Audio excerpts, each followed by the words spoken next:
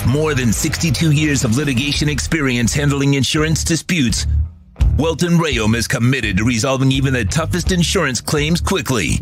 At Welton Rayom, they don't get paid unless you win. They handle complex personal injury claims caused by the fault of another in both state and federal courts. They handle auto, trucking, motorcycle, slip and fall, and bicycle accidents. Call 954-966-4646. That's 954-966-4646. Welton Rayom can help. There's no need to drive around South Florida wasting valuable time looking for a new or certified pre-owned Acura. Go to the #1 volume sales dealership in the Southeast United States. Craig Zinn's Acura of Pembroke Pines. Purchase with pace and space in a dealership tailored to your needs. From home buying to providing that personal touch. Contact the 2020 Satisfaction Award winner Craig Zinn's Acura of Pembroke Pines. 888-776-5123. That's 888-776-5123. Or visit them at 15601 Pines Boulevard in Pembroke Pines.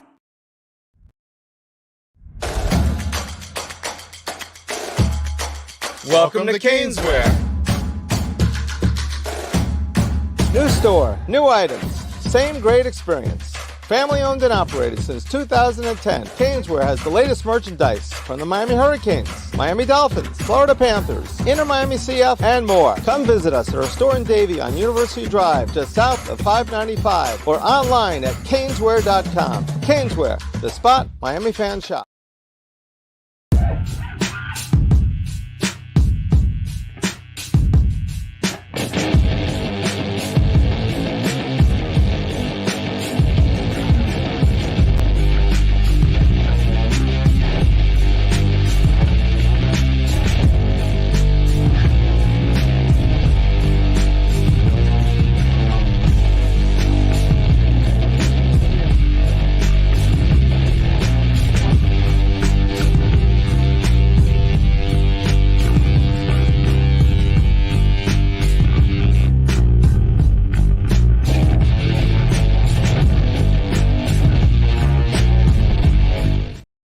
We are live. It is Tuesday night, 8 p.m. here on the East Coast.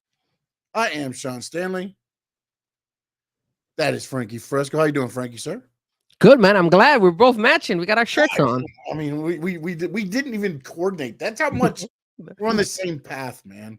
There you go. It's amazing. We're just always on the same path. Just brain links up and like, hey, let's do this. Not only because we're, brothers in baldness here either. But, I know you covered up. You're ashamed of yours, but that's okay.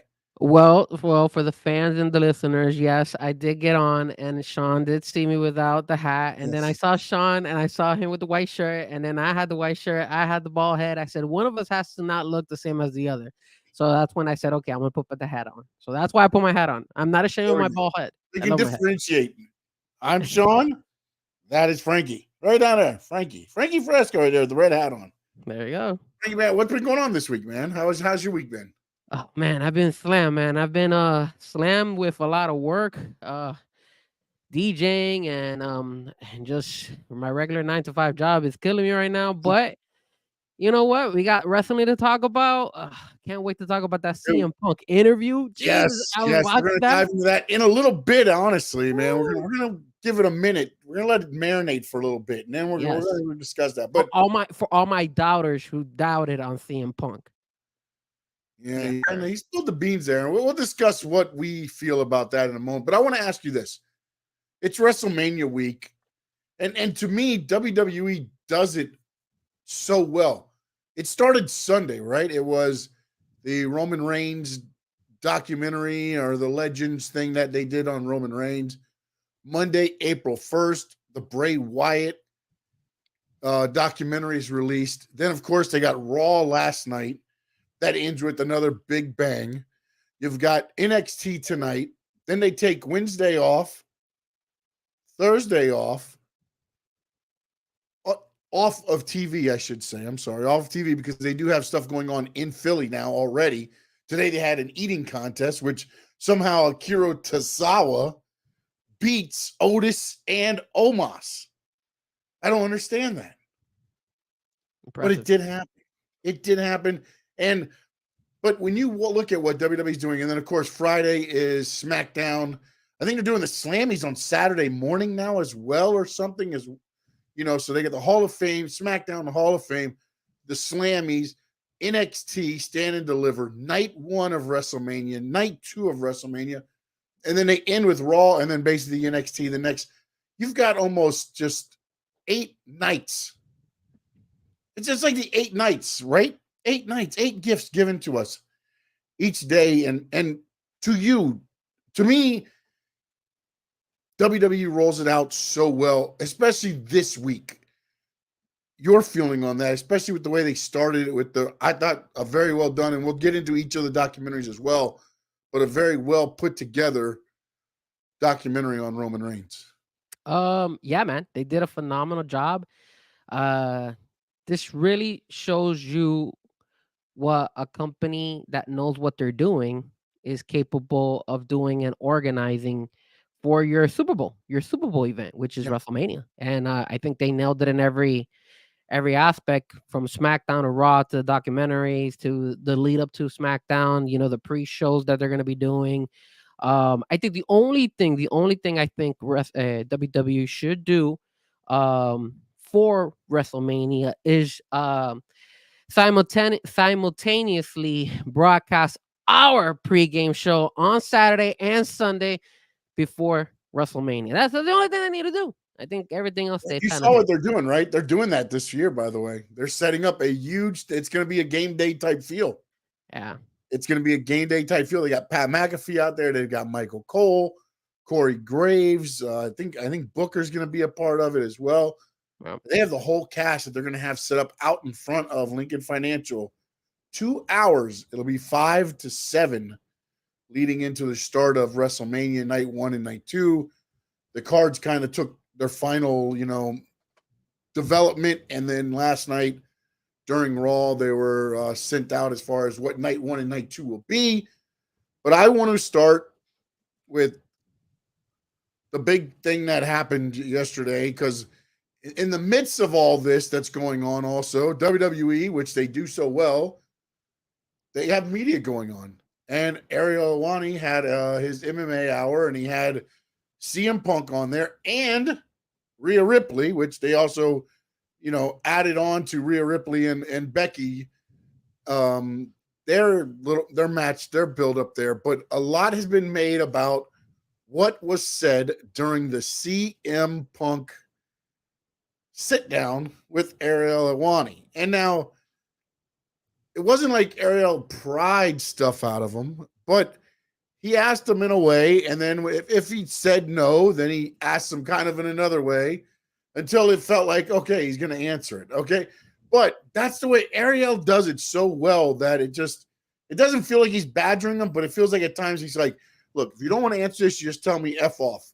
But, and it just kind of like brings all the armor down, and CM Punk, I thought, spoke pretty candidly about some of the things that, and again, 3 sides to a story, right? Side A, side B, and then the real side of what really happened. There's always 3 sides to every story. We got CM Punk's side of the story, and the AEW fans, the ones that love CM Punk and he was the savior, now CM Punk is the devil, right? I mean, not Adam Cole the devil, but he has turned into enemy number 1, right?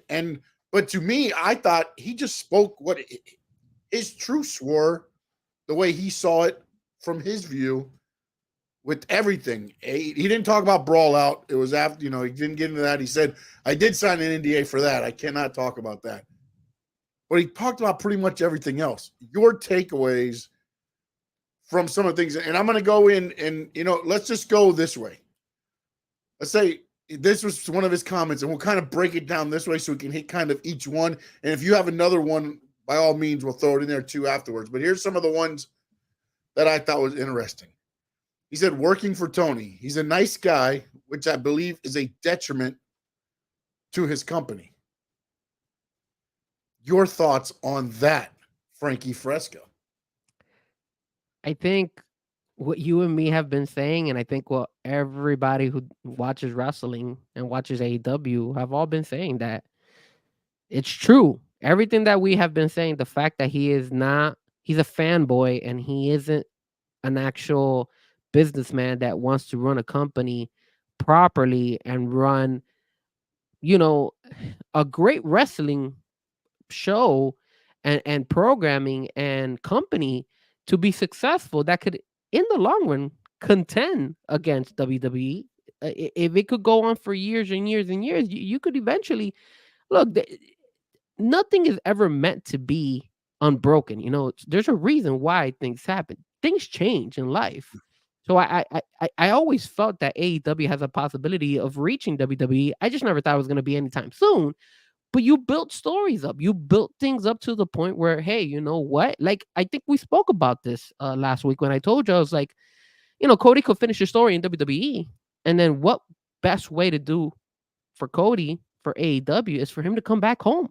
Come back to AEW, the home that he created now. That's, those are future storylines that you could actually do. And yeah, but see, I think one of the things that he said in that in this stuff that he was talking about with and it kind of got me thinking if this is where Cody, because remember, Cody's always said, I'm not going to get into why I left. It was differences of opinion. Okay, and we know Cody's background and we know where Cody's come from and we know, his family, lineage in the pro wrestling industry. And to me, I thought one of the comments that CM Punk said to me kind of rang into why Cody left. To me, he said AEW business is not about selling tickets, making money. It's not a real business. Good matches is not a sustainable business. And then I was listening this morning also to Busted Open Radio, and Bubba got in it as well. And I'm paraphrasing him. I'm not saying everything that he said, but he said, he said that AEW reminds him of ECW with money. They had the violence, you got the wrestling, they just got the money. And I thought about it for a minute, and I was kind of like, Cody had a difference of what he thought and why he left. To me, it was he saw that, okay, with what we're doing here, yes, we're going to put on good matches. Yes, it's going to be a decent show. But it's not a show that's going to gross us money. I want to make money. And to me, CM Punk also said during this whole thing that the way it was presented to him is not the way it unfolded. So I got to believe it was probably presented to them like, hey, once we're making money, he's probably going to make more money. And then when he saw nobody liked him, and then he saw also that, hey, this isn't what I thought it was going to be. To me, now listening to, again, one side of the story, it got off on such a bad footing that it was never going to work. And I believe CM Punk thought he was fed a line of BS to get him to come in and sign his name and put it on AEW. Well, at the beginning of that interview, and maybe until an hour into it, he goes and he says that for the first couple of months that he was there, he said he's happy, and there was he said the relationship was good, or at least from his point perspective, he was that the relationship was good. So I feel that it wasn't the fact that he was lying a whole bunch of BS and all that stuff. I think that came with time. But was it time, or was it that he wasn't able to figure out what Tony was for a couple of weeks or a couple of months to find out that, okay, you know what, this is never going to be able to be more than what it is because of and again, I'm not talking about the wrestling side. I'm talking about the business side. This is more the business side. I don't want to have everybody AEW, thinking that I'm not against AEW, but I believe that there's some, foundational issues. And when you hear CM Punk talk about it, it's the stuff we've kind of looked at ourselves and said, this doesn't make sense.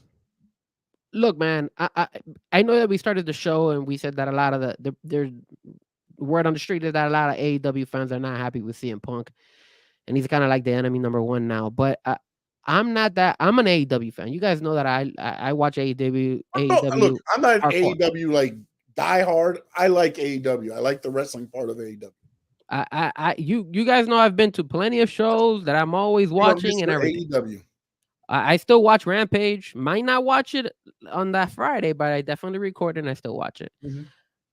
But as an AEW fan, I'm not gonna be mad at CM Punk. I'm actually happy that he said a lot of time removing the curtain, and he was telling his side of the story. And I think there's two ways you could look at this. Number one, you could either look at it as like some AEW fans are going to look at it as like, yo, he's enemy number one. Screw this guy. He betrayed us and all that stuff. Or number two, you could kind of look at it as like, hey, maybe this is a good way for everybody in AEW, especially Tony Khan, to realize that, hey, maybe I do need to change some stuff in this business. Maybe I need to listen to, other people, hire other people, or do something different.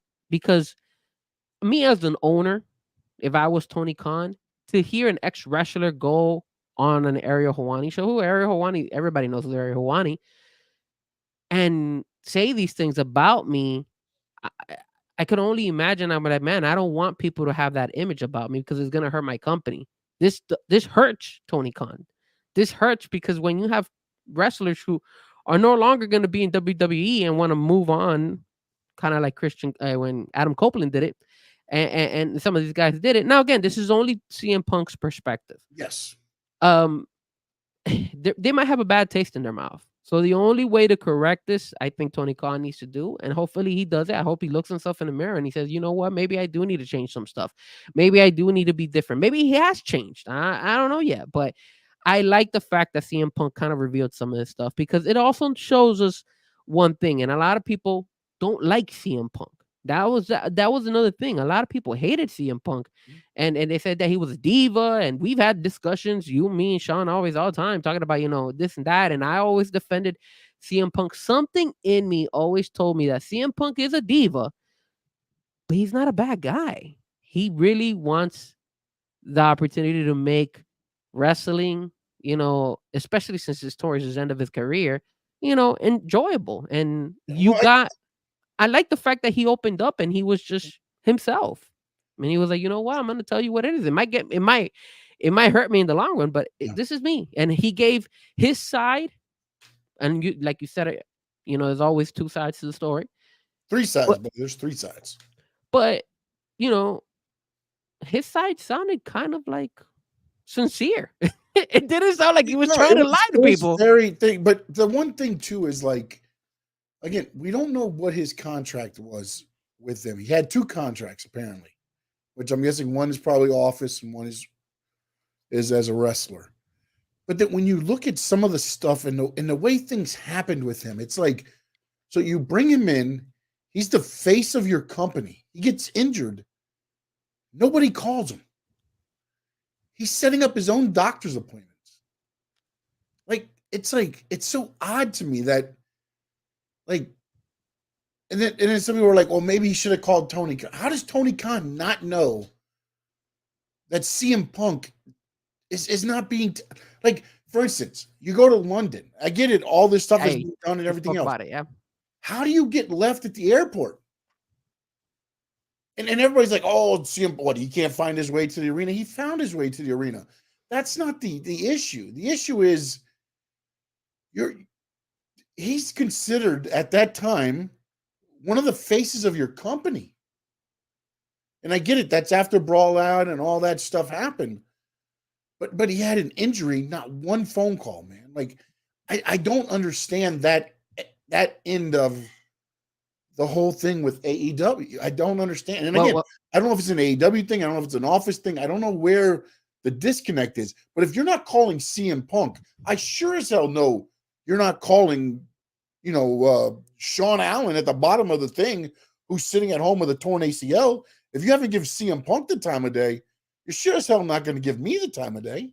Sean, but If you remember how that interview started, when he starts talking about how the whole situation with WWE started to work out, he he tells Nick Khan, "Yeah, I didn't have a no compete clause." No compete clause. That was the other How thing. I got it written right here. How do you have a no non-compete you're clause? mad you just finished saying it. You're star of the show. That's why now looking at MJF, I don't know what to believe. Because I wouldn't be surprised. Like, I wouldn't if be CM surprised if Punk he's does not have probably. a no compete clause, there's no way those guys have a no compete clause. I mean, how are you gonna do that with your star? Like one of the heads of WWE's like, well, if I'd have known that earlier, like he's thinking he can bring him in at the Royal Rumble because he's counting. Okay, your 90 days would be up at this point. And CM Punk's like, I have no non-compete. Nick Khan's like, what? We'll have you at Survivor Series. Like, there's just some things that like just, and again, I get it that this is CM Punk, and maybe they were in such a rush to make sure they got him that they said yes to everything that he wanted. We're not on that end of it to know what the negotiations were and everything else, but it is some of the things that were said were just odd, man. And even though with the whole thing with, the Jack Perry thing, he's like, I grabbed him by the throat, and then I looked at Tony Khan and I said, handle it. And Tony Khan just like, his answer was, this CM Punk quit after this one because he said, that's it, I quit. But after Brawl Out, he was like, hey, we need to figure this out. And the answer was, we'll just make another show. We'll put you in charge of the other show. Like, how do you put CM Punk in charge of a show? And Bubba Ray said it this morning on Busted Open Radio the best. You can't put the only way you put CM Punk in charge is if you pull him from the ring. You can't have one of the boys in charge of the boys. Like, that just does not work. It's insane that in that interview, and if you guys haven't watched it, make sure you watch Ariel Helwani's MMA Hour. It has CM Punk on there. The interview is like about 2 hours, almost long. Yeah, an hour and 50 minutes. Yeah. So and don't forget, guys, to hit that subscribe and also hit that like as well. And if you're on X, switch over to YouTube and do us that favor. It was very, very shocking at the beginning of that interview how many times CM Punk said to Tony Khan, fix it, and nothing was done.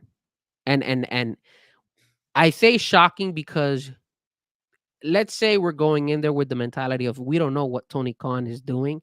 So we're looking at it like CM Punk is the brand new guy coming in. When he first was coming into AEW, you would assume as the business guy, the man holding down the show, would make the right decisions and would do something. But it just seems like he runs away from it. He runs away from the issue. And let's not forget, the whole situation about, the fact of the whole, him threatening Tony Khan and all that stuff. He spoke about that as well, so, Oh, no, but also the one thing that I don't understand is this. And he said that he looked at Tony Khan and he said, I quit, you're a clown. Yeah. Like, so, and then Tony Khan's like, I was afraid for my life. In Chicago, he came out on stage and he said, I was afraid. But see, Sean, that's why when you ask and you say, hey, there's 3 sides to the story. If Tony Khan is saying all this stuff about him being afraid of his life and all that stuff, is it true? Was he really? Was he making this stuff up? And again, I go back to something else again. Again, CM Punk's side. They told Jack Perry to leave the building. CM Punk stayed, watched some of it. Then finally the security guard was like, you'll make my life easier if you leave. Okay, no problem. And he left. So, like, if you're afraid for your life, why is he there? You know what I'm saying? Like, and again, I say it, and I said at the very beginning, this is from CM Punk's side of things and everything else. But also, like, you have not heard anything else from anybody else. Joe, Jack Perry himself, like anybody say that anything got out of control there. It's always been, there was like a choking. It was told, at least everything I've heard has always been that there was a hand around the throat. Joe got involved. Things were broken up. Yeah. And CM Punk actually quit, went back to his locker room, and then they came and got him and talked him into going back out there. So said he did it for Joe. Well, He went back out there. Well, he said that he did it for Joe. He did it for the referee, and then he also said, and he also did it for the fans, because he said a lot of people were out there, and a lot of them were probably out there to watch him as well. Yeah. So that's why when you say, hey, it's only one side of the story, I also see him being a humble guy, because he even after everything that has happened, he went ahead and said, yeah, you're right. I'm a business person. I need to get this done. Yeah. And again, at the beginning of the interview, he started with the whole situation of when he was signed to AEW and he went to a WWE show in Chicago. You remember that? And he unfortunately he did rat out. It was Bailey who convinced him to go out there, So he was like, yo, I made my way pretty much by Bailey. Mm-hmm. And he was able to meet and talk to all these guys and gals. Because he ran into Liv on the plane. He did. And he lost his headphones, and she reached her hand in and got it. And then Bailey said, hey, Liv, one of my girls said she ran into you and you're very, very helpful. And then they kind of got to talking. Correct. And then he went out there and they kicked him out and everything. But then when he gets back and he's out of that, his words are somebody called him that he betrayed them. Betrayed them. What the hell? Really? He betrayed them. He betrayed him, bro. So that already, like, when you're in a company and that type of stuff is already stuff that kind of demoralizes you to be working for that company, But I think at that point everything was done, right? I mean, it's like when you listened, he felt. I mean, it sounded to me like he was done with everything. Like it was like even when he got to before Brawl Out, the whole the scrums, he's like, I hate them. I just hate the scrums and this and that. But at that point, I was just like, done with this. And then he just let it go. He just let it rip out. And, he's like, I don't know what Tony Khan thought was going to happen. Like, you have this guy. And another thing that, like, Bully Ray said today, and I listened to, there's about a 40-minute clip if you go listen to the audio on Busted Open where they talk all about the CM Punk thing also. But what kind of got me, like, and it stuck in my head was when he said, like everybody talks about doing TV, and he goes, you don't know how to do TV until you get to WWE. WWE teaches you how to do TV. And I keep going back to that only because, look, CM Punk had a lot of issues with WWE the first time around and how things were done and things that happened, how he felt maybe should have happened differently to him. But the one thing that I feel like he learned from there, which was him always working with Paul Heyman, and it's been discussed, is he learned the production aspect of it, the behind the scenes, what has to happen to put on a good show, a good TV show, episodic TV show.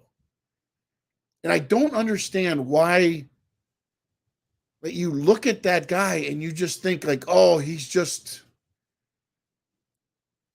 old. He's an old guy. Like he's too set in his ways. Like he's been there. He's done that. And I get it. You don't want to be WWE. You want to be different. But he's come from that aspect that has worked. How do you not at least drill into that a little bit? Well, I also feel, man, is that the older you get, the wiser you get, and the last thing you want is issues. You want problems. Him saying a lot of things like, yo, this whole roster split and collision and stuff wasn't going to work. That's exactly what happened. It didn't work. Yeah. His whole situation of like the whole Jack Perry thing where, Shivani had to go to him and say, hey, look, Jack Perry cursed me out, cursed this guy out, cursed that guy out. Can you go talk to him? What? Like, where's Tony Khan in all this? Like, he's the one that's supposed to go over there and lay the hammer. Is this. They're there filming vignettes for Dynamite. Like they were going to be aired on Dynamite. They weren't even for that show. He said they wanted to take the week off so they would come to our show to film vignettes so that they could have the next 4 weeks off. Yeah, look at that, man. What the hell, brother? 4 weeks off? Get out of here, dude. And vignettes that aren't even supposed to be done in the program. They're supposed to be done in Dynamite. That's why CM Punk was saying, hey, look, this doesn't happen here. Yeah, go and do it on Wednesday. Go record it on Wednesdays. It's another a shit show, bro. Bubba, and again, I'll go back to it because I listened to Bust Home because I wanted to hear what Bubba had to say on it. And he said he did an autograph signing and he sat next to Jungle Boy Jack Perry for 3 days. Do you know how many times they talked? How many? He said he never even said hello to him. See, that's the problem. He said man. Jack Perry never said hello to him. And you want to know what's the sad part, Sean? That guy's still under contract with AEW. No, you know what the sad part is? This. He gets more heat with the boys than he does when he's on camera with the fans. Yeah. Why can't you make that arrogance transcend over to your character? You'd probably be one of the goddamn big draws. You actually might be one of the pillars. But you want to know something, though? Off camera, stop being an asshole. You understand me? Like, you got to respect the people who got you here. You know, you got to respect, like if I was a wrestler, I'm going to go ahead and respect the old school wrestlers because they made the way for us. You understand me? And you want to keep leading that. Now, you could be an asshole, but, have a little bit of respect to your elders and just basically, mind you got a legend sitting next to you. You don't even say what's up to him. Come on, man. That's kind of messed up. I think too, though, and you know what? I'm all for, trying to reinvent the wheel, which you're really not. But, I feel like some of them took on the persona of us versus them so much that some of them are really like in their heads. It's a real thing. Like that's it, and again, maybe some of the younger guys, but I thought it was telling to where, and CM Punk said something and everybody jumped on this. I saw on X is when he said guaranteed contracts ruined wrestling. Oh, and I thought back to it and I said, oh no, I'm sorry. What they said on X was that, oh, look at CM Punk. He's not really for the boys and the girls of wrestling because he doesn't want guaranteed contracts. No, what he's saying is you used to have to work your ass off to get paid. You used to have to work your ass off to make some money because you wanted to be on the top of the card because you made more money. Correct. You weren't the opening match making a bunch of money. You were the opening match. You were starting lower on the top on the pay scale, and that's what he was trying to say. Is like now with the guaranteed contract and money, you got these guys filming vignettes so they can take 3 to 4 weeks off before they have to be seen on TV again. That's bullshit. Yeah.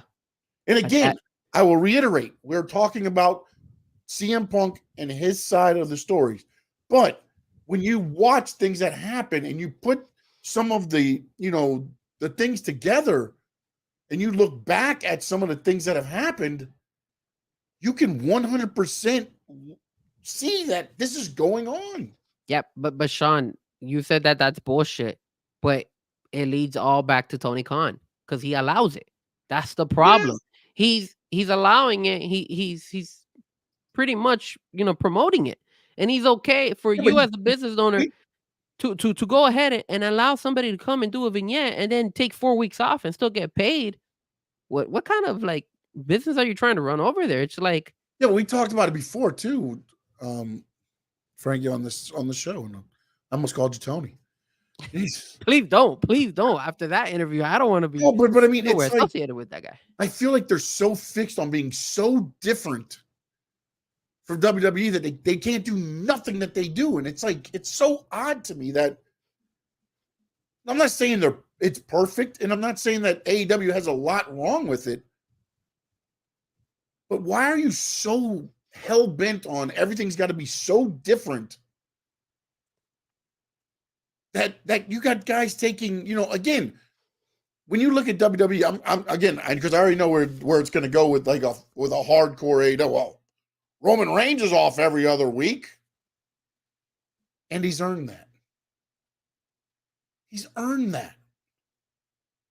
You know what I'm saying? Like, and when he comes in, whenever he's there, he's not taking that night off. He's putting asses in the seats, and he's making it a memorable performance. And I ask you, in all seriousness, do you feel, and I'm asking you, Frankie, and everybody on the chat, Chad, No Doubt, Cat for Life, DeTrapio, all you got, everybody there, and everybody watching on X, you can comment on X, we'll get it. Do you feel every time you watch a AEW show, everybody is giving their 100%? And actually, let me rephrase this. Let me clear something up. Before Revolution, because I think since Revolution, something's clicked, either with the Will Ospreay, the Okada, whatever the signings are there. But up until Revolution, that time frame, do you feel that on TV everybody was giving you 100%? No. And as a matter of fact, I still feel that maybe there's some out there that are not giving it 100%. And the reason I say that is because I think the problem with AEW is, again, the fact that you give these wrestlers too much autonomy. You have to be able to separate some of this stuff. If you're going to give guarantees to some people, give guarantees to the guys who are pushing in the numbers and making the things correctly. If you're going to go ahead and discipline these people, you have to be upfront with your employees. You don't run away from it. And I think the biggest disappointment that I have on Tony Khan is the simple fact that he is such a huge wrestling fan, like you and me, right? Mm-hmm. And all of us that are on the chat board and that are watching on YouTube and on X. And we see this stuff. We see it. Yet he doesn't see it. And he's the same like us. He's a wrestling fan. And you're like what you have said before, he's so obsessed with being different. You have to learn you could be different, but you got to know how to run a business. And if you can't run a business properly, then you shouldn't be running it in the first place. That's just it, though. He runs all these other businesses.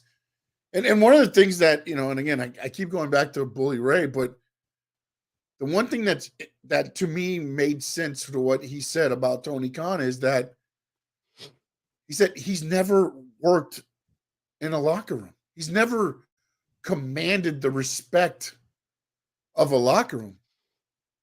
He's never, like he's called out Scott D'Amore. He was like, Scott D'Amore in TNA or Impact at the time or TNA, he has earned their respect in the locker room. It's like, and again, however you want to look at it, Vince McMahon maybe doesn't earn respect, maybe makes you respect him because of who he was or as a not now, of course, we know everything that happened there, but I'm saying the way he ran things, you had to respect him or he got rid of you, I guess, in a way. So when you look back at some of the things that happened, Paul Heyman, Paul E. Dangerously, Paul Heyman, you don't think he had the respect of that locker room? Half those guys are working for free. Yeah. They were behind on checks. Like, I just feel like he doesn't have the buy-in from everybody. Like, I feel like Will Ospreay bought into him because he showed up and he he showed Will that he was going to be there for him. And again, maybe it's the fan and Tony Khan or everything else. But I honestly feel right now that Okada, Ospreay, and Mercedes Moné are bought in on Tony Khan, the person. Now, again, it's only been a month. We'll see if that changes. But I feel like since Revolution and the addition of those three full-time, do there need to be some tweaks here and there? Yes. But I feel like they have more of a buy-in toward what Tony, and maybe it's also the new creative from WWE, the new, all the new office people that are starting to come in. Maybe there's a little bit of a flow change in how AEW is being ran. Well, let me say this, man. Tony Khan, you're right. He hasn't had the experience or any of that stuff. There's always gonna be that one apple that stands out, Like, yes, maybe I don't know about wrestling. Maybe I didn't run this business, or maybe I don't know about locker room. Maybe people don't know about me. I'm the new guy and I'm running a show blindfolded. But there are some guys out there that could technically graft something and make it special without having the background. It just naturally clicks for some people, right? If you don't have that, that's when you have to be, as a businessman, smart enough to go ahead and say, okay, let me associate myself with the right people. And that's kind of like what he did when he first started. Hey, I had to get Cody, I had to get Chris Jericho, I had to get these people who are in the industry. They have some say, they have respect in the wrestling world. This is the way it goes. I just think what happened with Tony Khan is, once he kept the company going, and now for a couple of years now, I think maybe his head got blown up, and he felt, hey, I could do this now. I don't need anybody's help. I could run the show, and the show's going to run perfectly fine with me holding it down. I already learned the ropes. These past when did AEW come out? I think 2020, right? It was 2020 when they officially came out. No, it's 2020. It would have been 2018, 19. Yeah, right. Before the pandemic, because pandemic would have been 20, right? Yeah, because I think they started in TNT and TBS, I think in 2021. I think that's when they started in TBS. So right after the pandemic. I mean, so it's only been like maybe around that 2018, 2019. Yeah, I mean, TV's still in the infancies. I mean, yeah. Go ahead. So when you're looking at it, it's like you need to associate yourself. And we said this before, Dean Malenko, guys like that are in the background, but how much say do they have? How much are they adding to this? How much Arn Anderson, he'll go and he'll say something. No, he'll step away. We've had these guys comment here and there and say, yo, I'm just here and whatever. And it's hurting the business. Now, I hope, like what you just said, maybe these new hires, maybe this coming out to light will open his eyes and be like, okay, maybe I do need to back off a little bit. Maybe I do need to get in here. I don't know it all. In other words, I don't know this. I don't know it all. I've been in the business. I've been lucky enough to stay in the business. Company's doing okay. We need to get better. And as a business person, again, you don't have to be in the wrestling business, but just as a business person, you need to know that you gotta, what you just said, you gotta gain respect from everybody. And if he doesn't gain the respect of his locker, of his wrestlers and all that stuff, this is when it goes wild, wild west. Number two, you gotta be able to be humble yourself to know when you're making great decisions and when you make bad decisions, and how to learn from those bad decisions in order for it not to happen again. And number three, at the end of the day, you need to make sure that your company is relevant, and whatever decisions change is never bad. I mean, you not everything falls in a straight line. So if you're going to go ahead and do this or do that or change this or do that, as long as you're trying to change the way you're trying to sell your company to your wrestlers, to your fans, to everything, I will learn to respect him. But in the meantime, and maybe he has, maybe, like I said, this after Revolution is when AEW has gotten a little bit better. But there's just some decisions that I hope won't again linger. Like, hey, 3 months from now, where's Okada? Where's Will Ospreay? Where's Mercedes Moné? Oh, what happens if Ospreay's contract is up in, I don't know how long he signed, maybe 2 or 3 years. He doesn't have a no compete clause. Little simple things like that you don't need to be a wrestling like hands-on person. Those are just business decisions. I know about no complete clause. So, I mean, and again, I'm not a business person. Nobody knows me in the locker room. I'm just a fan. So it's like those little things are like, it just feels like, I don't know, man. I hope he gets stuff right for the better of that company, because I always felt that competition in besides WWE is always good. I like having wrestling different organizations, and I want all of them to succeed. And it's not only for the owners of the company, but for you guys, the wrestlers out there, and us fans. We get to enjoy different types of storylines, different types of wrestlers, and for the wrestlers to be able to make as much money as they can, right? Because at the end of the day, this is how they make their living. So I just hope things get better in that side of that business, because right now, man, if CM Punk saying all that opened up a lot of what we have been kind of criticizing over the past year or so. And what we were saying was true. Tony Khan is just not doing a good job. And unfortunately, what he said, he unfortunately looks like a clown. And if he doesn't fix stuff, CM Punk won't be the only one that'll be leaving that company. So no, it definitely is. And speaking of leaving AEW, yesterday AEW did its first round of cuts.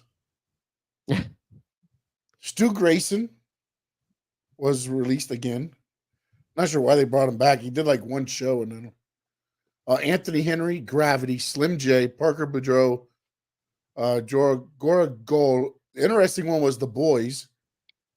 They've been let go, and they're apparently in an angle on Ring of Honor, but they were let go. Dasha Carrette and Jose, the assistant, was let go, he was with Roosh and those as well. So they were let go yesterday. Again, not a lot of people that were making waves in AEW. The one thing I want to try to find out, and what nobody's really, and Tony Khan is doing a phone interview tomorrow, because Ring of Honor pay-per-view is Friday. I don't know if anybody knows that. Friday, there's a pay-per-view, Ring of Honor, in Philadelphia, by the way. So it'll be there as well if you're there for WrestleMania weekend. But and the main event is Eddie Kingston against Mark Briscoe for the AEW. They defend him on AEW so much. The Ring of Honor Heavyweight Championship will be online. We'll get more into AEW, but since we were talking about cuts and everything, I thought I'd bring that up. Sean, look what Cafola said. He says, you guys think a merger with AEW and blank is going to work, or a lot of moving parts when it comes to Tony?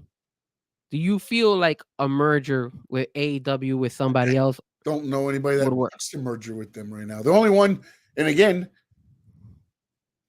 I mean, who? Yeah. Who wants to merge with them? In New Japan was upset with them. Yep. CMLL has been having visa issues since they made their relationship. TNA said no. They stopped with them there, but now Scott D'Amore's gone. So I don't know if that might change. That might, but I mean, what are you going to do? You're going to give them more toys to play with? Like, I mean, like when they started cutting, some talent, and I hate that they cut talent, but it was like, okay, maybe they're making some wise business decisions. And all this came out after CM Punk's went on and said that they're not in the business of making money. Then all of a sudden, there's some cuts. And again, not saying that's why they were cut or anything else, but it's like when you look at that roster, it's like you got guys getting paid and gals that aren't even used. I mean, when's the last? And I know some of these they're injured and things like that, but when's the last time you've seen anything? A mention of Britt Baker, a mention of Jamie Hayter. I mean, I get they're not on TV. I mean, but keep them somewhat relevant. Sean, they don't even have to be injured. I think the only reason Dustin Rhodes got mentioned again was because we talked about him and said maybe there's a possibility that he leaves the WWE. You're welcome.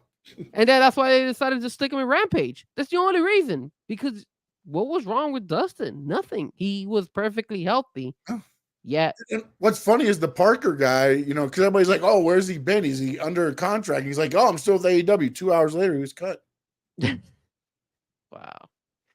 Yeah, I'm very disappointing when it comes to that section. But we'll talk a little bit more about that. But as far as the CM Punk, I just want all you guys to see that CM Punk is not as bad as you guys make it seem. I think CM Punk. I just think he's blunt. He's very blunt. He's not, and that's good. he's not there going to sugarcoat and everything else. And he does have the diva in him. He But does. when you look at everything that kind of went down, it's like, I mean, none of this was even, look, dude, if I'm working for somebody and I get injured, and you don't call one time or set up appointments for me, like, I mean, what are we doing here? And you could tell that he's happy in WWE because he said it. He's like, look, the story before was supposed to be him against Seth. And they changed it up, and he's fine with that, and he wasn't gonna be him against Roman Reigns or him against Cody. They had him with Seth, and he was fine with that. He was like, yeah, sure. He said also that times have changed. There's 2 days of WrestleMania. It's no longer one. So I mean, you're like I told you, the older you get, the wiser you are. This guy has been in the business for a very long time. This guy was in a he was like a Wild Wild West when he was young. He made his way to UFC. He learned in the UFC that it's not easy, and he probably realized too that, you know what, man, wrestling is my only avenue at the end of the day. And when he comes back, he sees how AEW was. He's like, "What is this? This is not what I thought. I thought WWE was bad. There's worse. The grass isn't greener on the other side."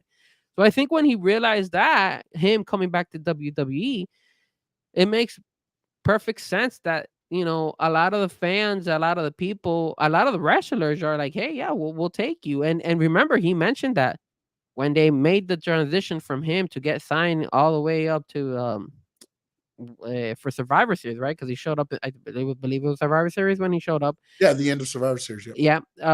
Nobody knew. Like nobody knew, and he stayed quiet. And he's like, "Look, I'm a quiet person. I'm not gonna reveal any of that stuff. That's not me anymore. Like, I'm just there." And it works, and that's why I feel like I can't hate on CM Punk. I'm actually happy. We saw a side of CM Punk of like, yo, this guy is a humble guy. He's not he has diva in him, but he's humble. He's not a douchebag like everybody thinks he is. He might have some douche. I've grown up. Exactly. He has. I mean, he's 45. He's grown up, I mean, again, he's that guy that and I was gonna talk about it, kind of mentioning it in with the whole Bray Wyatt documentary and Roman Reigns documentary, and we can even take CM Punk into this.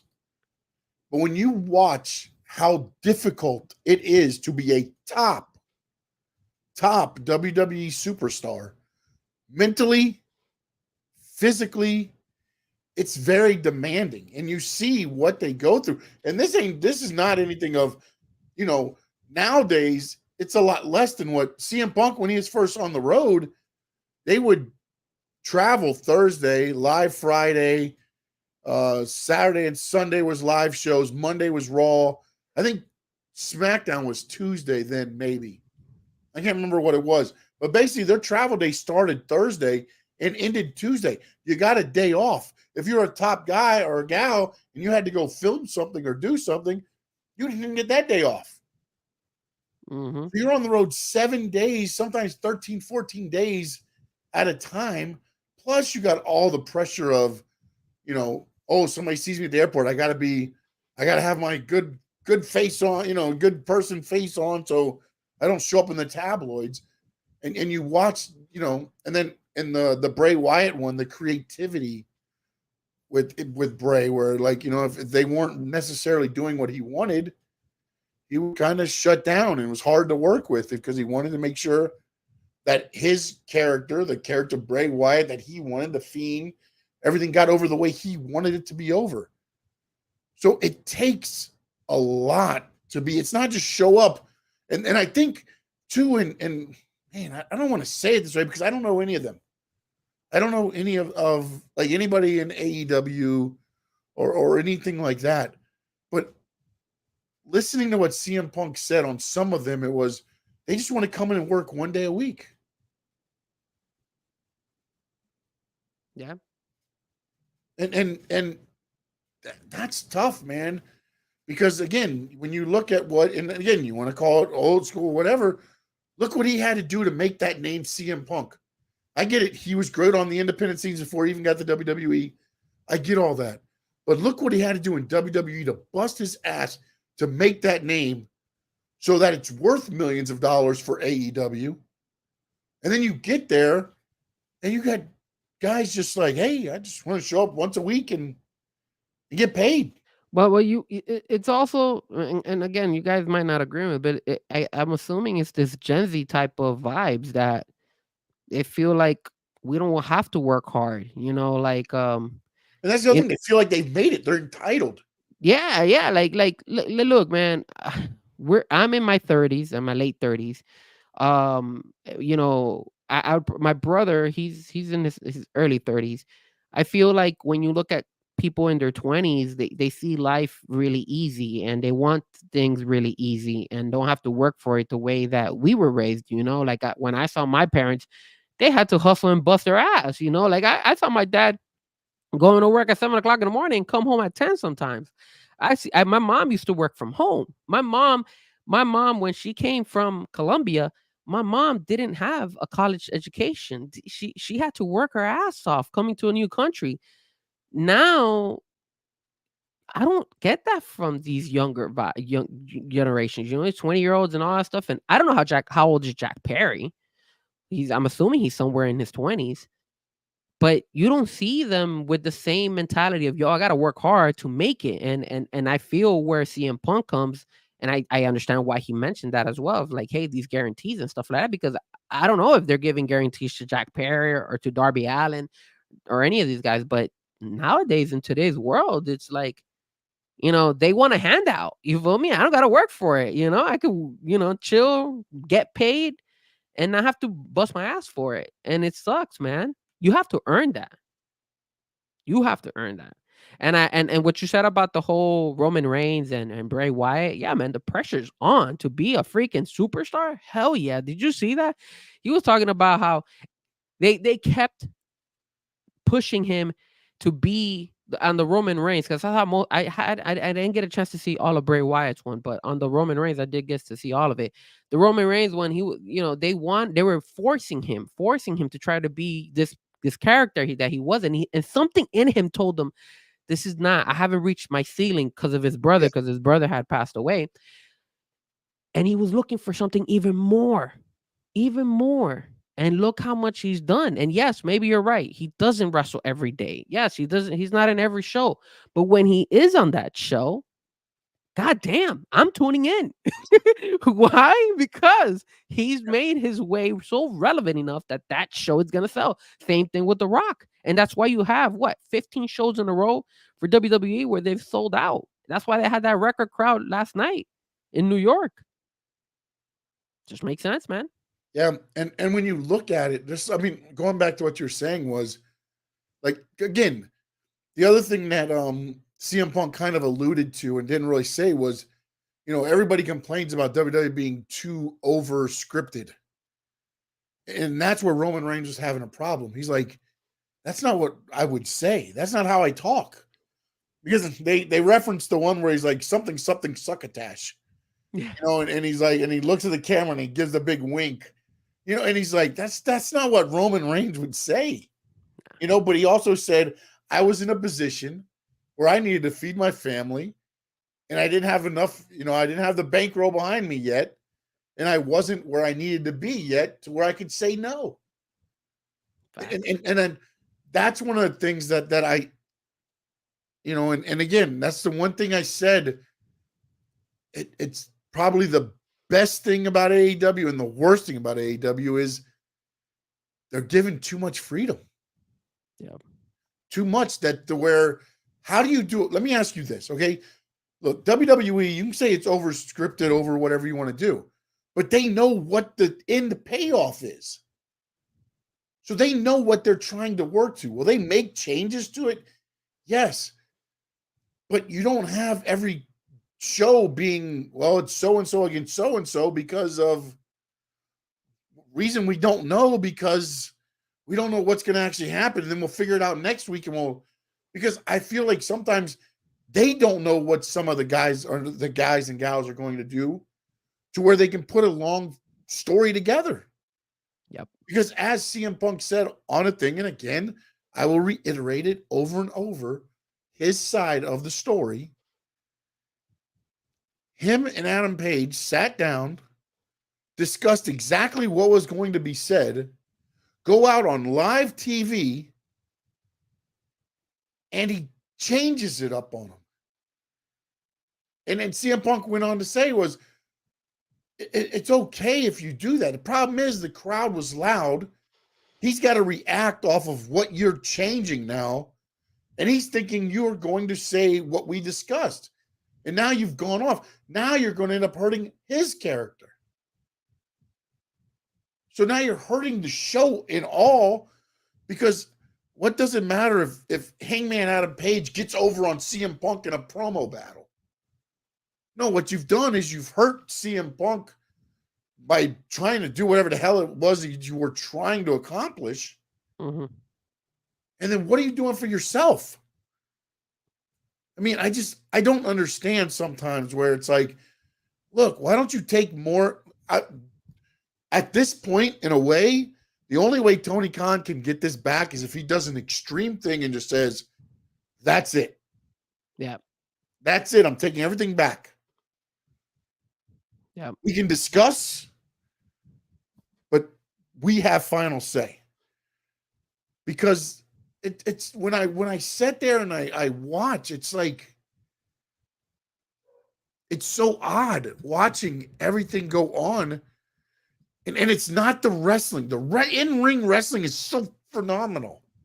And I think that's what sucks the most about it, is that the in-ring action is so phenomenal that you should have eyes on this product, but you can't get anybody to invest because it's all over the damn place.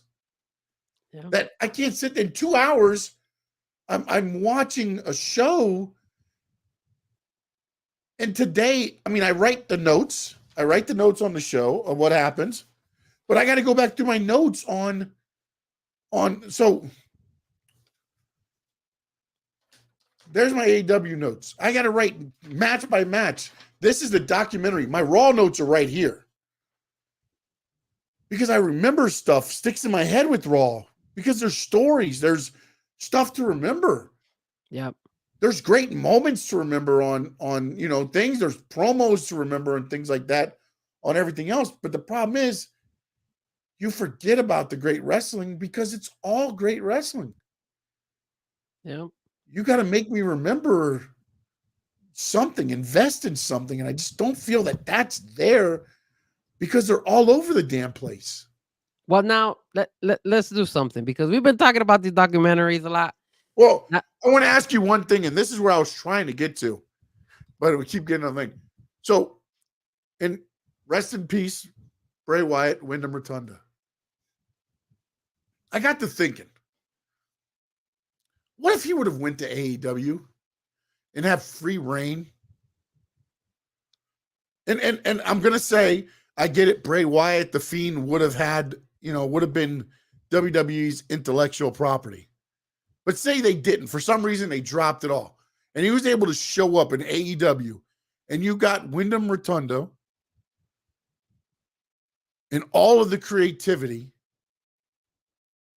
And you've got AEW, who's got money.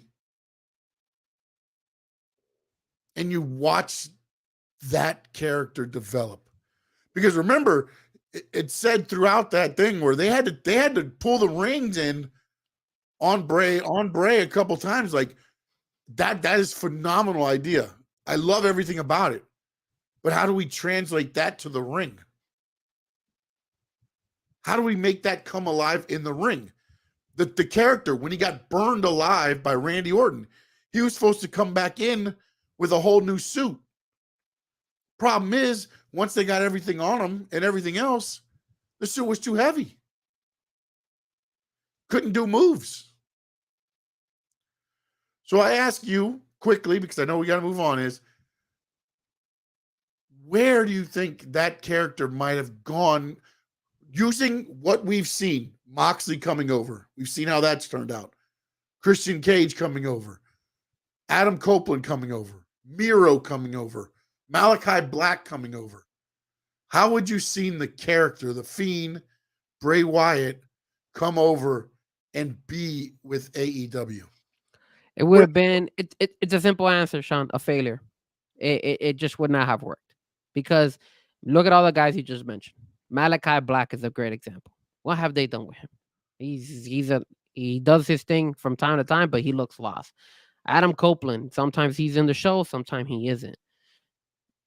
Samoa Joe's probably the only one that I could say that maybe he's done a good work over there, but it's only probably because of Samoa Joe being in the business for such a long time and knowing what he's capable of.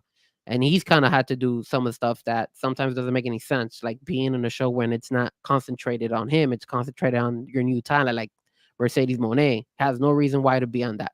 But it would have failed. It's just Bray Wyatt got his ability and his shtick and all his stuff in WWE because WWE knows how to work the character role, knows how to work the storylines. Yes, maybe it's not perfect, maybe it didn't follow the best at all times, but they get the best out of you.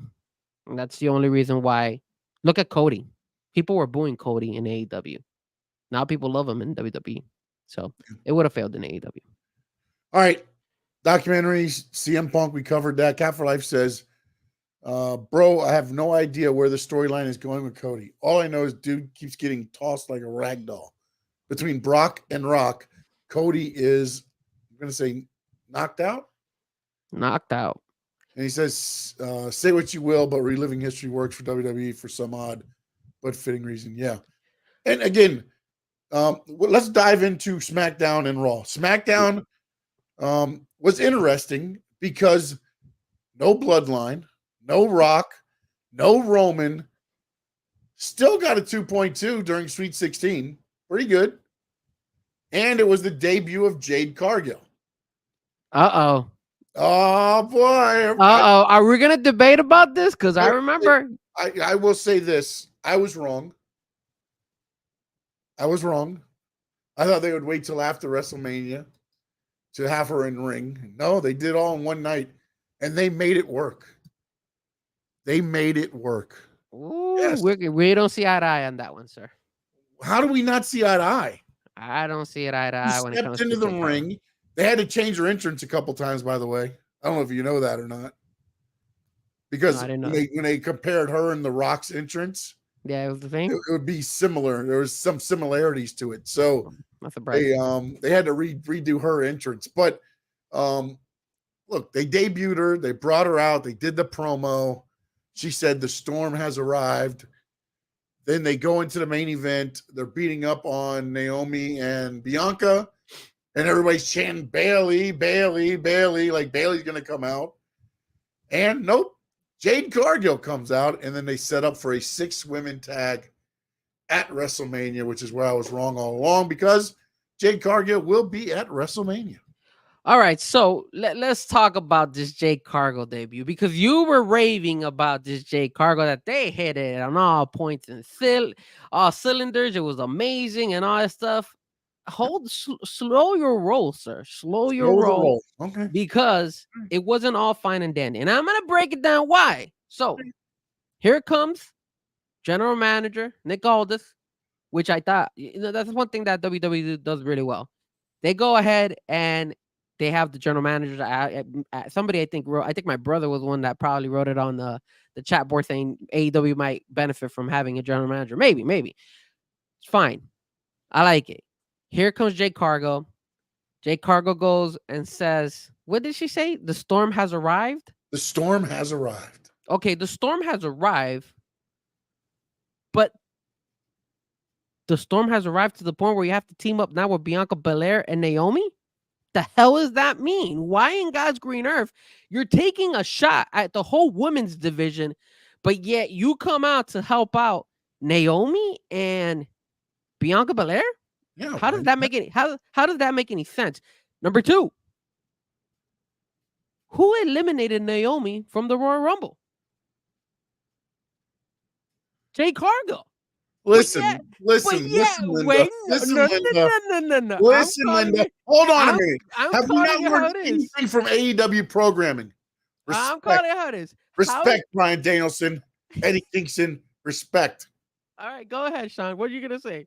No, what I'm saying though is, think about this, man. Like, you're gonna have an And I've been watching Twitter and everything else because everybody's, think about the moment that you're going to have where you sit there and you have Bianca Belair, Naomi, and Jade Cargill in the ring at the same time for a WrestleMania moment. The representation that's there, representation. Sean, did Jade Cargill need to be in this WrestleMania? No, but if you're going to do it, you do it in this fashion, because what's going to happen is Dakota Kai is going to run into something. She's going to hook her, drop her just like she did this week, and she's going to get the big pin at WrestleMania. I think they dropped the I ball. always said that she wouldn't make it, but once they did this, at least they've set her up to where she's going to look like $1 million at WrestleMania. I agree. They set her up, but it just doesn't make any sense. She doesn't have to do much. They beat up on Bianca. They beat up on Naomi. They tag her. She does all the thing, hits her finish. Jade Cargill. You know what Jade Cargill should do? Okay, so wait. Let me before I tell you what exactly she should do. Remember, she sold herself like, here's the Storm. I'm the best one out there now. Nobody can, because she did mention that in her when she was debuting, when she was talking in the mic, that there's no other wrestler to the same level as she is. So she said something like that. So that's a diss. If I'm a female wrestler, I'm be like, who the hell is this girl? If Tiffany Stratton would have said that, somebody would have gotten offended. Next, like I go back to Royal Rumble, because you got to do storylines. And if you're going to associate everything with the bloodline and all this stuff, we got to associate with what has happened before. Naomi got eliminated by Jade Cargill in Royal Rumble. In Royal Rumble, you have Bianca Belair and Jade Cargill lift up. Jade Cargill had Becky Lynch. Bianca Belair had Liv Morgan, and they were both flexing to see who was the stronger one. Again, kind of like, that clash of the two Titans. And now you're going to go ahead and put them all together. I know you want to showcase Jade Cargill. I know that's the whole point of WrestleMania. Let's showcase Jade because, everybody's been wanting her, and maybe now she's ready. But you didn't need to do that. You really didn't. Did they do it okay? That's fine. What she needs to do. This is what I'm talking. Like, what she needs to come out on her own and fight it. Why? What she does? Why can't she make a faction and then slowly over time? Because that's not how they. That's not how they sold her. They said it in here. Cat for life. I hope Bianca and Jade take the belts. Ultimately, what happens if they get the titles? Right. Cap. And slowly, after a while, they start, Jade's like, they lose the belts because Bianca gets pinned. And they do the old rockers thing where we lost because you're not good enough. Not because I'm not good enough. You got pinned. They could work this for a while. They don't have to do everything right in the instant. Speaking of this generation, everything's got to be like right now. No, I need gratification right now. You can string it out over, as No Doubt says, a year minimum, probably longer than that. I don't want to see this faction stuff. I don't want to see none of this stuff between Bianca and Naomi. What I want Jade Cargill to do, and if Jade Cargill and WWE writers are listening to me, what they need to do is when Jade Cargill goes out there to WrestleMania with Bianca Belair and Naomi, when they're the fight is going on, et cetera, and then all of a sudden, either Bianca or Naomi goes to check Jade Cargill. Jade Cargill removes her hand, jumps out of the ring, and walks away and shows the WWE fans who is the Storm in the house. And that is Jade Cargill. And she betrays Naomi and betrays Bianca Belair because at the end of the day, she doesn't need to be in a faction. She has her own legacy to build. She could do it. Nobody's saying she's in a faction. We're saying that they could make it a faction. Nobody's saying they're going to. That's what they did. They haven't. They made them like buddies. What is this? Given them a name. They haven't given them anything. Out of respect. People in X were talking about the three women saved each other. And now they're going to WrestleMania. No, man. That's it. No, man. There hasn't been this whole long thing to where, you know what? Why can't Bianca and Jade just end up having a match at some point to say, which one of us is better? That's what should eventually. Why does it have to be a turn? And that's because that's how it's supposed to be. Because at the end of the day, it's the best of the two worlds. And Jade Cargill is the Storm out there. She said it herself.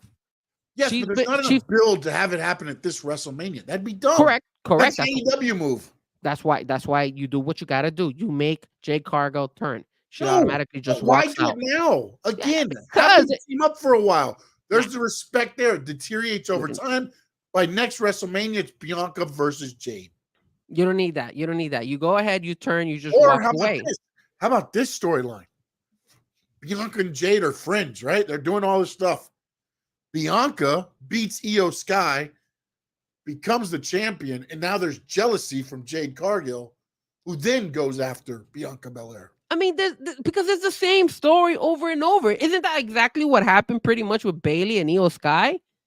Come on, man. The same thing. Somebody always betrays somebody. It's eventually going to happen. I mean, look when Seth betrayed. Yes, it happens. See, okay, so then why are we holding it back? Switch it up on us. Go ahead and betray. You didn't have to betray them. You just walk away. You're like, you want to know something? I made a mistake. I thought we needed to team up all three together, but I feel like it's not needed. And then obviously you have Naomi. You could build up Naomi and Jade Cargill for the next live event and work that around. Why all of a sudden you got to make them all three? Okay, after this whole situation with it's one match, my man. It's one match. I know. They did it at this SmackDown. The match happening a week later. It's not like they've been building this for a month. After they do this, and they could, let's say they're able to drag a little bit the whole damage control against these three girls. Who's after that?